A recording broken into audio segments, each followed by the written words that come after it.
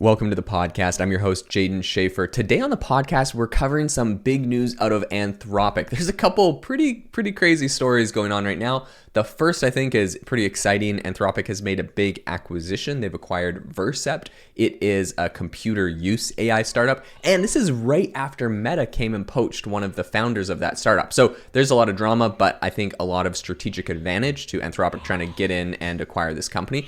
At the same time, there is some pretty wild news with Anthropic right now. They're in the middle of a high-stakes standoff with the US government.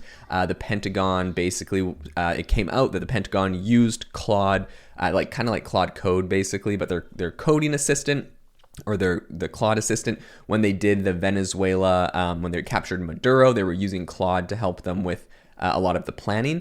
And I'm not sure if that's exactly what sparked it, but at some point, Anthropic said, look, we don't want the US government or the military specifically using Anthropic for different things. And so they kind of banned the military. And then, of course, the military gets upset. And so anyways, there's a high-stakes standoff going on right now where Anthropic has until Friday evening to either allow the US military to use its model unrestricted, or there's going to be a bunch of consequences. We're going to go into all of that on the podcast today.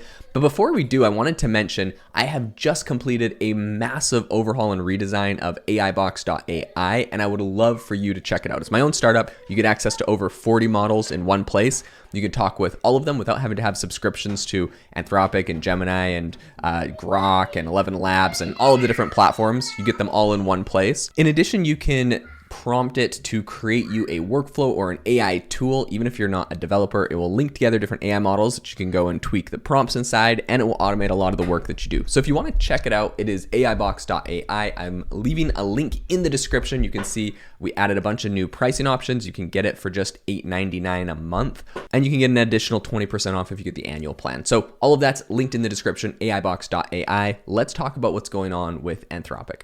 So the biggest thing that I think is happening is, first of all, just this huge acquisition. And I think the reason why this is important is Anthropic is getting deeper and deeper into this kind of computer use area. Personally, I use it pretty extensively for their Google Chrome extension, which is basically like ChatGPT agents, except it sits on the side of Chrome. And so I can open to a tab and I can just tell it hey, go to this tab and relabel all of the items inside of this spreadsheet here doing XYZ. Or I recently was trying to format something. I'm not a developer in any case, but I was trying to work on a project I was doing with Lovable, and Lovable was unable to set up the backend in Google Cloud for something I needed to do. And it was giving me instructions I was a developer. I was great. So I open up Google Cloud, make an account, and then I just go to Claude, the Chrome extension, and I'm hey, here's the instructions. Please go do these things. And it's clicking around inside of Google Cloud and setting stuff up for me. I'm sure for developers, this would be terrifying for them, but I was able to get what I was trying to get done, which is basically allowing my vibe code tool that it's a personal tool I built for myself called podcaststudio.com. It lets me, it helps me with all my podcast publishing and editing. And it allows me to publish 2-hour-long podcasts now. And so anyways, I was adding that capability. It wasn't able to do it. I don't really know all the technical reasons why, but you needed you need to beef up our backend. And so I was able to get Claude Code to do this. So obviously this is a very powerful tool, but it's not perfect. And I think Claude and Anthropic really are trying to put a big push, and that's why they're going and acquired Vercept. Now, another interesting thing about this is Vercept is a company, it came out of AI2, which is Seattle's kind of AI-focused incubator. It came out of the Allen Institute. But anyways, their co-founders have a bunch of ties to the Institute specifically. They worked with a lot of researchers. One of them, Matt Dietic, he was kind of in the news last year because he negotiated a $250 million compensation package to join Meta's superintelligence lab. And so recently, they had also raised, Vercept had raised $50 million in total funding. And according to their CEO, Kiana Esani, who basically kind of posted about this acquisition on LinkedIn recently, Seth Bannon, who's from 50 Years, led the investment and was serving on the board of the startup. And they previously had about a $16 million seed round last January. So they had a bunch of awesome, angel investors, including Eric Schmidt, Jeff Dean, Kyle Vogue, and Arash Ferdowsi. So I think they have a really solid team, but Anthropic now has acquired them. So he said that the whole team is going to be joining the company as part of the transition.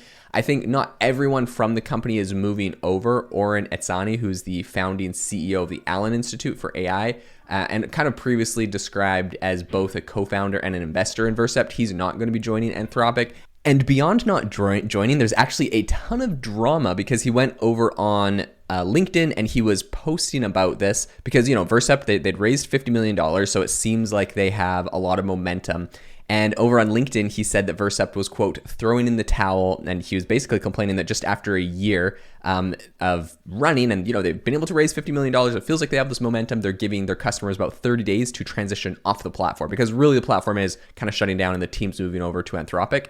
So on the one hand, he's like, hey, congrats to the whole team over at Anthropic. He was, quite critical. And in another exchange, he actually started criticizing Bannon, one of the early investors, suggesting that the company had not hired the right business leadership. Bannon, of course, then on LinkedIn is pushing back publicly. He's kind of defending the founders. And then he more like frames the acquisition as a good outcome. So anyways, there's this back and forth. It kind of escalated. There's like legal threats and all of these things in the comments, a lot of accusations. It's pretty crazy, to be honest. I think what's interesting is beyond just kind of the drama behind this whole exchange and like, why did this have to happen publicly? I'm not sure. But what's interesting is just the fact that there is a startup. It seems very promising. It's got a lot of traction. It's got $50 million in backing. It's got a lot of, credible people involved with it. And in less than a year, it's basically folding up and going into one of the top AI labs. They didn't, say what the terms of the deal was.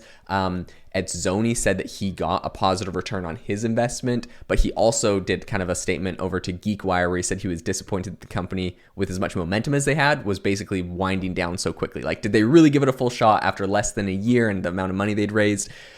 So I think if you compare that to Asani and what she was saying on LinkedIn, she kind of described this as a really kind of straightforward. Joining forces with Anthropic was kind of the best bet that they had to be successful. And I mean, this is kind of how every company that gets acquired, they're always like, look, we know you guys loved us, but like we're better together with Anthropic. But I think for the customers anyways, they always it's pretty annoying to trust a startup that gets acquired by Anthropic and then the startup's like, and we're winding down. So any of the tools and features you liked are gone, but you go find something new. Anyways, it leaves a bad taste in a lot of people's mouths, but obviously they're making a lot of money, so that's the direction they want to take. Now, what I will say is this acquisition is now coming at a really tense moment for Anthropic. This isn't the only kind of drama going on at the company. According to Axios, they just put out a report. Anthropic has a ton of pressure that's increasing from the Pentagon over access to its AI models. So the Defense Secretary Pete Hegseth, he apparently told the CEO Dario Amodeo that Anthropic had to provide the U.S. military with unrestricted access to its models, or they're going to risk being labeled as a supply chain risk. This is basically a designation that the U.S., the Department of Defense or the U.S. military is typically giving to foreign adversaries. Alternatively, they could invoke the Defense Protection Act, which is basically force Anthropic to tailor their systems for military use. If you want to know kind of the context or background on the Defense Protection Act, it basically gives the president the authority to require companies to prioritize or basically to expand their product for national defense. And the last time this was used was during COVID-19. They actually used it to force General Motors and 3M to make ventilators and masks. And so, this is something that's been used in the past. Does it warrant it today is the real question. Obviously, applying it in a dispute over AI guardrails is going to be an interesting expansion of how this has been used in the past. Anthropic has basically, they've been pushing back, so we'll see what happens. They have some sort of deadline now, but they've for a long time said that they don't want their technology to be used for mass domestic surveillance or for fully autonomous weapon systems. And they also say that they don't plan to relax any of those restrictions for the US government, even with them asking. So it's going to be very interesting to hear what happens here. And the officials over at the Pentagon are arguing basically that military use for AI should be governed by U.S. law and constitutional constraints instead of internal policies of, like a private company, for example. So, of course, now you have this whole standoff. There's a lot of ideological tensions here, as many know that listen to the podcast. David Sachs, who's in the administration, he's the AI advisor. He's publicly criticized Anthropic's safety posture as being overly restrictive. And Dean Ball of the Foundation of American Innovation said that, so he's taking the other side of this. He says that the DPA in this context would basically show there's some deeper instability, framing it as the government using economic leverage against a company over policy disagreement. So there's obviously two sides of this argument. I think right now Anthropic is in an interesting position, and the reason why I think why it feels like the U.S. government and the Department of Defense specifically is trying to force Anthropic's hand in here, right? Because obviously a free market, they'll be like, okay, fine, whatever. You don't want us to be able to work with you. We'll go find someone else, right? Maybe Google or OpenAI or Grok or XAI, like one of these other alternatives. But apparently there's some reports that say the only frontier AI lab with classified Department of Defense access right now is Anthropic. So basically the Pentagon has no immediate alternatives. And we know that they're actively using this because it came out when they did the raid and captured Maduro that they were using Anthropic for that whole raid to go and properly execute that. That was the AI model that kind of ran that raid, which was obviously very successful, whether you agree with it or not.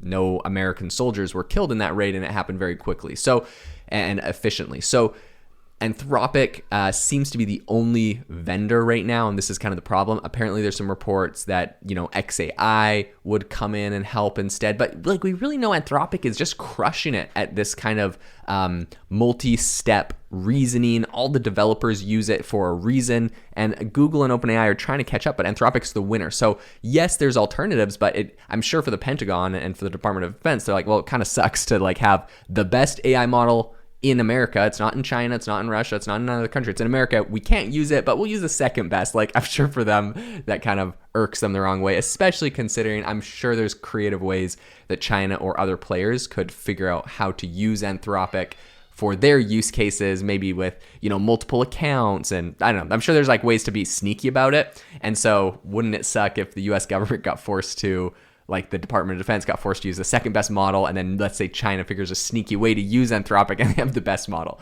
Wouldn't be the greatest thing, I'm sure, in their opinion. So my personal opinion on this is basically Department of Defense. Yes, I would like the best AI model to power the department that defends my country. But at the same time, I can see where Anthropic's coming from as far as mass surveillance of Americans. Nobody really wants that. Why the government has those expanded controls is, well, we all know the background of 9/11 and everything, the Patriot Act and all that kind of, all the controversy and drama that comes out of that. So personally, I'm not a huge fan of being spied on by the government, but I know it's inevitable and there's probably nothing I can do about it. So I'm not sure if having Anthropic in the mix versus any other AI model is going to change anything drastically. So at the end of the day, as far as the military goes, I would like the best AI model to go to the military. But anyways, I think right now with kind of this Vercept acquisition and the Pentagon dispute, there's a lot of pressure facing these AI companies. On the one side, you have kind of this race to consolidate talent and accelerate technical progress, right? So Anthropic is going to, with Vercept, acquiring Vercept and their team, they're going to get better at a lot of these computer use things. But on the other hand, there's a lot of friction that they're seeing right now with the government, who's trying to put those into national defense and other areas, and Anthropic's kind of pushing back. Honestly, this reminds me of like Google had a whole spat a while back. It was kind of vogue for Google and all their employees to say they didn't want to work with the Department of Defense, and they had a big walkout. And I can't remember where they're at today, but I feel like they pulled back from the military, and then at some point they started working with them again. But I think it was just kind of on their own terms because they wanted the money. So anyways, it goes back and forth with a lot of these Silicon Valley startups. But in any case, it feels like we are going to see what happens in the very near future because Anthropic has a deadline. We'll see if they start working with the U.S. government. And on the bright side, I'm thrilled that the Vercept team is over at Anthropic right now. That product, the computer use, is going to get better, and that's something I use a lot. So I'm excited about that. All right, thank you so much for tuning into the podcast today. I hope you enjoyed this episode. If it was insightful, if you learned anything new or thought of any new perspectives, let me know in the comments, and make sure to leave a rating and review. Guys, I am so close. I'm at like 148 reviews on Apple. So if you are listening on Apple, honestly, it would help the show out a ton. Help me get to 150 reviews. It would be amazing. It would make my day. I'm so close. Thank you so much for tuning in, and I will catch you in the next episode.